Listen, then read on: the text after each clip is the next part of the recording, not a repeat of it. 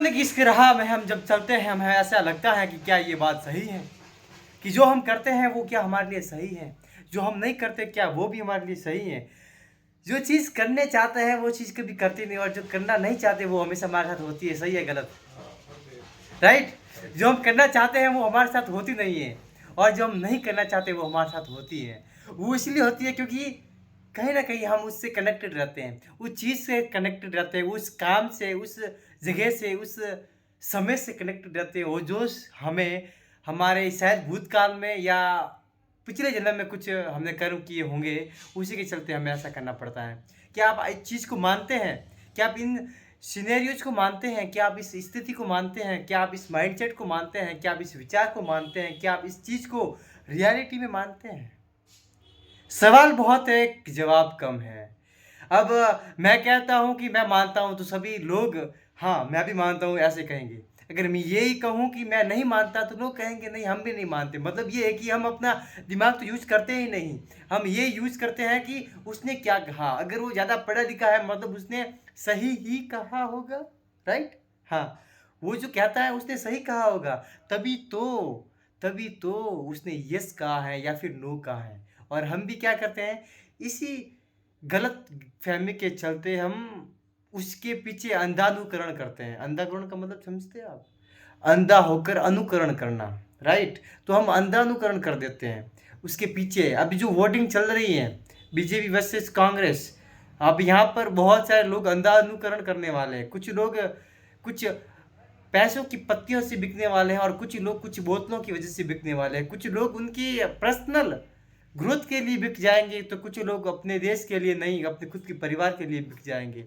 लोग ऐसे हैं, हम भी ऐसे हैं, हम सब लोग ऐसे हैं। पर अगर बात हमारी सच्चाई की है ना, अगर सच्चाई में कुछ करने के लिए अगर आपको कुछ मौका मिले तो अंधानुकरण नहीं करना है। हमें क्या करना है, एक ऐसा काम जो शायद आपने कभी नहीं किया और वो काम है अपने आप से हमसे कभी भी झूठ नहीं बोलना, हमेशा सच बोलना और सच के साथ चलना। क्योंकि सच के साथ चलने से कठिनाइयाँ होती है, पैरों में कांटे आते हैं। पर एक बात को समझो, जब भी कांटे आएंगे ना, हम हम आगे बढ़ेंगे। हमारे जब जब पैरों में कांटे आए तब तो हमें कुछ न कुछ सीखने को मिला। अगर एक कांटा लगा तो हमें ये सबक सीखा कि जब भी चलेंगे थोड़ा नीचे देख कर चलेंगे, ठीक है? और सेकंड जब कांटा लगता है ना, तब ये सोचते हैं कि अभी कैसे लगे, अब तो मैं नीचे देख रहा था, इसका मतलब ये मुझे चप्पल पहनने चाहिए, राइट?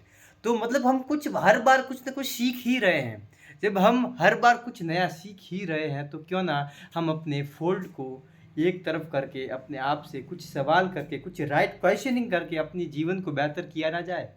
क्या ये सही ऑप्शन नहीं होगा? हो सकता है ये सही ऑप्शन हमारे लिए, पर इस सही ऑप्शन को सही बनाने के लिए हमारे को सही माइंडसेट की ज़रूरत होती है। और ये सही माइंडसेट बनाने के लिए कुछ अच्छी हैबिट्स और कुछ अच्छे पैटर्न्स जो कि विचारों से बनते हैं वो होना बहुत ज़रूरी है।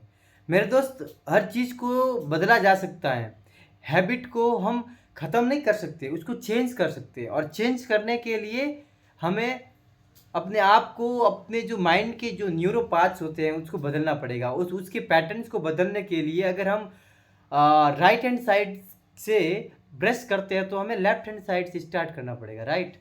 लेफ्ट हाथ से स्टार्ट करना पड़ेगा ब्रश करना, तभी हम अपने उस माइंड सेट के न्यूरोपाथ के पैटर्न को बदल सकते हैं। और जब अगर एक बार वो पैटर्न बदल गया मतलब समझ लीजिए कि आपकी हैबिट बननी शुरू हो चुकी है। And that is the point we are where very important to know about our neuropaths. इसके ऊपर एक अलग सी वीडियो बनाएंगे कि न्यूरोपाथ्स क्या होती हैं, ये कितनी ज़रूरत है हमारे शरीर के। क्योंकि अभी तक जो हमने किया वो सभी न्यूरोपाथ्स पैटर्न की वजह से हो रहा है और जो आगे हो रहा है हो सकता है संभवतः उसी पैटर्न को अनुकरण करेगा।